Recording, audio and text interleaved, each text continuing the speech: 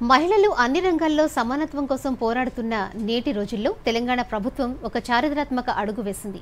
నిరంతరం శాంతి భద్రతల పరిరక్షణలో నిమగ్నమై అహర్నిశలు కష్టపడుతున్న మహిళా పోలీసుల సమస్యలు, సవాళ్లను చర్చించేందుకు తొలి రాష్ట్ర స్థాయి మహిళా పోలీసు సదస్సు హైదరాబాద్లో ఘనంగా జరిగింది. ఈ సదస్సుకు హైదరాబాద్లోని తెలంగాణ రాష్ట్ర పోలీస్ అకాడమీ వేదికగా మారింది. వివరాలు చూద్దాం.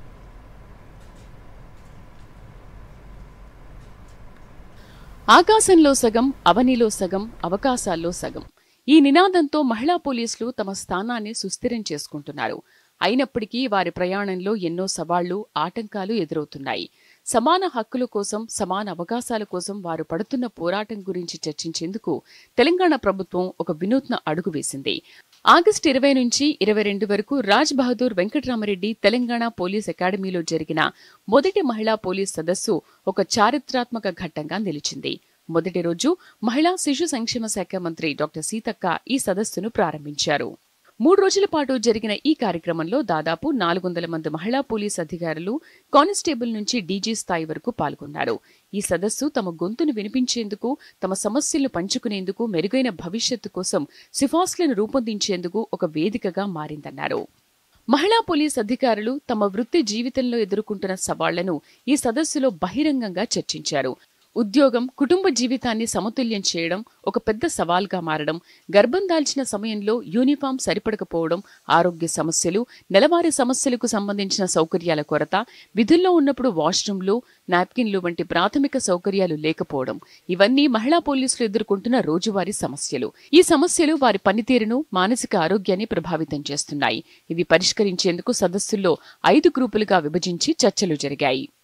మహిళా పోలీస్ సమస్యలను పరిష్కరించేందుకు డీజీపీ కార్యాలయంలో ఒక ప్రత్యేక సెల్ ఏర్పాటు చేయాలని మంత్రి సీతక్క సూచించారు. అలాగే తమిళనాడు వంటి రాష్ట్రాల్లో మహిళా పోలీసుల కోసం అమలవుతున్న ఉత్తమ విధానాలను అధ్యయనం చేసేందుకు ఒక బృందాన్ని ఏర్పాటు చేయాలని ప్రతిపాదించారు.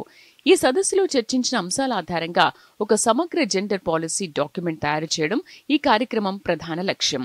ఈ డాక్యుమెంట్ మహిళా పోలీసుల సాధికారత, శ్రేయస్సు, వృత్తిలో సమానత్వం కోసం ఒక బలమైన వేదికగా నిలుస్తుంది. ఇక చివరి రోజు ఉప ముఖ్యమంత్రి మల్లు భట్టి విక్రమార్క ఈ సదస్సును ముగించారు. ఈ సందర్భంగా ఆయన మహిళా పోలీసుల సమస్యలను పరిష్కరించడానికి ప్రభుత్వం కట్టుబడి ఉందని, వారి సిఫార్సులను అమలు చేస్తామని హామీ ఇచ్చారు.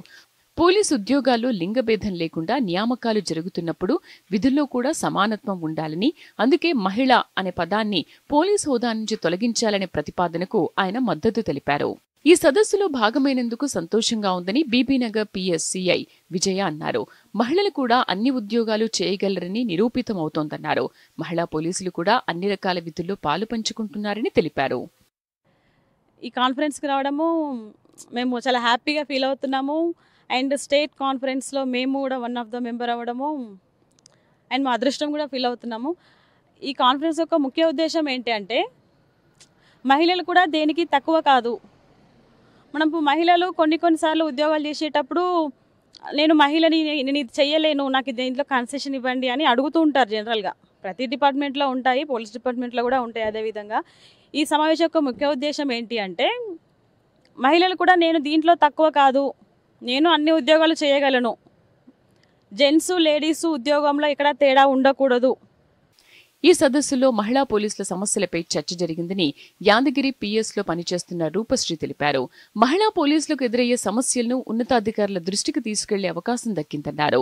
అబ్దుల్లాపూర్మేట్ పిఎస్లో ఎస్ఐగా పనిచేస్తున్న ప్రియాంకరెడ్డి మాట్లాడుతూ, దేశంలో తొలిసారిగా ఈ సదస్సు జరిగిందన్నారు.